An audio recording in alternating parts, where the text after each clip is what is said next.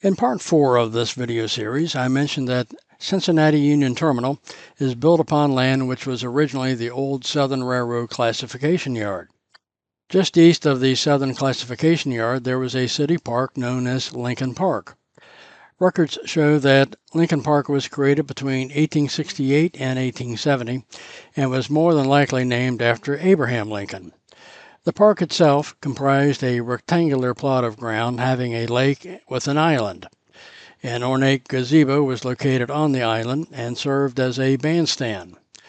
During the pleasant seasons of the year, Cincinnatians enjoyed gathering about the outside area of the lake and listening to musicians perform. The lake contained a water jet or fountain, and rowboats were available for those who enjoyed the water. The park also had a handsome pavilion and was silently guarded by a statue of Captain John J. Desmond, a National Guard officer killed during the 1884 courthouse riots. Lincoln Park was not only a favorite summertime place for rest, relaxation, and a brief escape from the business of the day, but it was also a place to skate and sled ride during the winter. As a result, considerable controversy faced the planners of the new station building. Groups were opposed to the elimination of the park, and there were even those who were concerned about what would happen to the fish in the lake. A number of plans to address this issue were considered by the terminal company. Eventually, a compromise solution was reached whereby the approach to the station building was to incorporate an extensive grassy area, to this day still referred to as Lincoln Park. Throughout the grassy area, sidewalks were laid in geometric patterns, and the entire area was planted with trees, bushes, and flowers. The Lincoln Park Lake was replaced with an extensive cascade-type fountain, complete with water jets and colored lights. As can be seen today, the entrance and egress roadways to the building pass through this grassy area in the middle and are separated from each other by parking lots installed sometime after 1956, in part to alleviate parking issues at the then adjacent Crosley Field. An underground parking garage facility, part of the original construction project just off of Dalton Avenue, has long since been closed. The station building itself was designed by the well-known architectural firm of Alfred Fellheimer Steuart Wagner of New York City. These architects had considerable experience in the designing of railroad stations and had just completed the Buffalo Union Station. In formulating their design, the architects had certain particular objectives in mind. The first objective was that passenger and railroad facilities, which included roundhouses and servicing facilities, were to be arranged in direct contact with each other to improve efficiency of operation. Next, all types of vehicular transportation, such as automobiles, taxis, buses, and streetcars, were to be provided with easy access to the building without conflicting movements. Unprecedented parking space for automobiles, taxis, and buses was to be provided, and while the parking was to be convenient, the vast majority of it was never seen as it was to be underground and out of sight. Parking was accessed via Dalton Street, an important north-south thoroughfare.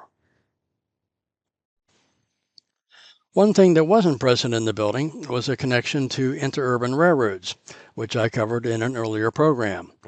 Now, it was earlier decided that the station building should be of the through-track design to best accommodate the 7 railroads using it. There would be at least 8 platforms, approximately 1,600 feet long enough for each to accommodate 2 full trains back to back. And now for another one of my detours to explain an interesting backstory. The original 1929 design for Cincinnati Union Terminal by architects Fellheimer and Wagner was more of a neoclassical genre. The neoclassical genre, by its nature, included design elements such as pillars, cornices, and pedestals, and in relative terms, very expensive to build out. By 1931, the design for Union Terminal changed to a more modern scheme called Art Deco. By the late 1920s, the Art Deco school of design had caught on in the United States, having origins in Europe. The 1927 debut of the French liner SS Ile-de-France and its spectacular Art Deco interiors, essentially a moving transatlantic exhibit of this style, influenced New York-based architects in the late 1920s and 1930s. Cincinnati was no exception. As the building of Cincinnati Union Terminal coincided with the opening maelstrom of the Great Depression, the fact that Art Deco, being less expensive to build, was a tremendous advantage. The Fellheimer and Wagner design for the terminal was to funnel the traveler unerringly to and from the point of contact with train service. This concept can be readily seen in the plan of the building. From front to rear of the station, the building comprises a large semicircle entrance to a baggage checking lobby, and then onto an elongated train concourse and waiting room extending over the tracks and platforms. This is very much like the design of today's modern airports, but without the security and X-ray machines. The approach to the station building was so configured as to provide a gentle upward slope to the front of the building. Up to Dalton Street, this required considerable grading and filling, accomplished primarily by truck. From Dalton Street to the station tracks, the building rests on the original ground level. The train concourse and waiting rooms were elevated above and extended across this fill area with material from Bald Knob Ridge, which supported the platforms and tracks. As a result of this arrangement, the station building rotunda and checking lobby are actually 2 stories above the original ground level. The ground level extending between Dalton Street and the station platforms and the tracks were known as Level B. This stands for baggage floor. From Dalton Street, this level comprises extensive garage space followed by a north-south baggage driveway passing under the rotunda section of the building. The baggage driveway extends along a loading platform and a baggage room which is almost the full width of the building. Just west of the baggage room is a large trucking space leading on the right to a trucking way extending beneath the platforms and also extending to the mail building next door. On the left, the trucking space leads through a large door to the exterior of the building on ground level. To the right of the trucking space, there were 2 large switchboard rooms, an open transformer space, a pump room, and a battery room where the electric-powered baggage trucks were charged. To the left of the trucking space, there are a number of rooms for various purposes, including the kitchen receiving room for the main terminal kitchen on the concourse level. To the west of the trucking space, there are miscellaneous rooms including 2 corridors leading to the north and south elevators and the north and south stairwells. The second level under the concourse and checking lobby is known as Level M. This stands for Mezzanine Level. Under the station fountain, the mezzanine level includes additional parking space. Under the rotunda proper, the cab and taxiway, the bus driveway, and the trolley car tracks pass through the building. The baggage driveway on the ground level is a 2-story passageway and bisects the mezzanine level. The remainder of this mezzanine level between the baggage driveway and the station tracks and platforms includes a conductor's locker room, a conductor's restroom, a trainman's locker room, a baggageman's locker room, a porter's locker room, a trainman's cafeteria, a lost article room, a file room, and the like. At the extreme southern end of the mezzanine level, the bakery and main refrigerators for the terminal kitchens are located, as are the extensive dishwashing facilities. As one approaches the station building, they are first greeted by the massive arched facade formed by the great half-dome over the rotunda. On the north side of the arched facade, there is an arm having a first entrance for automobiles, taxis, and a second entrance for buses, and a third entrance for streetcars. On the south end of the arched facade, there is a similar arm having exits for automobiles, taxis, buses, and streetcars. These entrances and exits constitute the means by which these three basic types of transportation pass into, through, and out of the building on the mezzanine floor level. There are overhead trolley hangers for the trolleyway that, alas, were never used. Nevertheless, ramps were provided for all three types of transportation leading to the doors at the north end of the rotunda. Similar ramps were provided for the doors at the south end of the rotunda where passengers could obtain bus and taxi service to downtown Cincinnati. The monumental half dome of the rotunda has an outside diameter of 200 feet. The dome is made up of an interior and exterior shell and terminates at the front of the building in a flat vertical wall, which is largely glass and allows the sunlight to flood into the rotunda during the day. The rotunda itself is approximately 176 feet wide and 125 feet deep, having a clear ceiling height of 106 feet. As originally built, if one were to stand in the rotunda and face the east or front wall of the station building, he would find extending from left to right a Rookwood Tearoom, a travel bureau, a bookstore, a toy store, an entrance vestibule, a men's shop, a woman's shop, and a theater. Directly across from the entrance vestibule, there is an entrance to the checking lobby.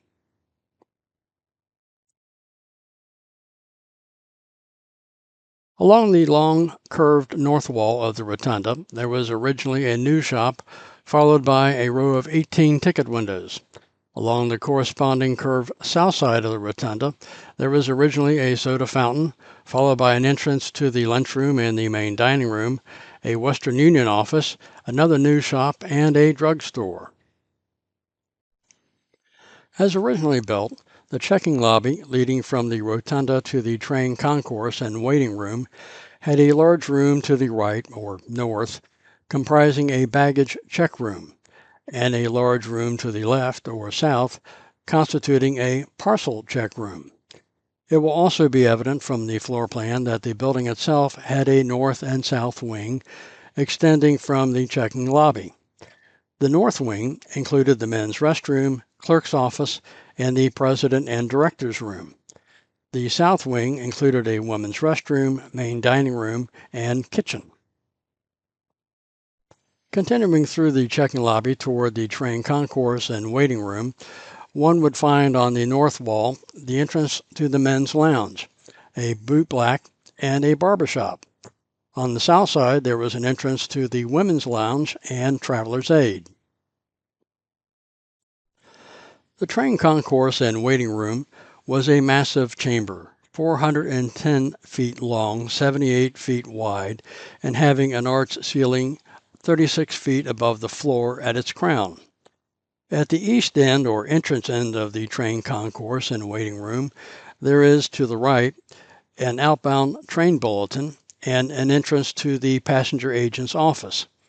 In a corresponding position on the south side, there is an inbound train bulletin together with entrances to the station master's office and dispatcher's room. Just inside the train concourse and waiting room, there was an elongated oval conductor's visa with a small newsstand on the north wall and a soda and candy stand on the south wall.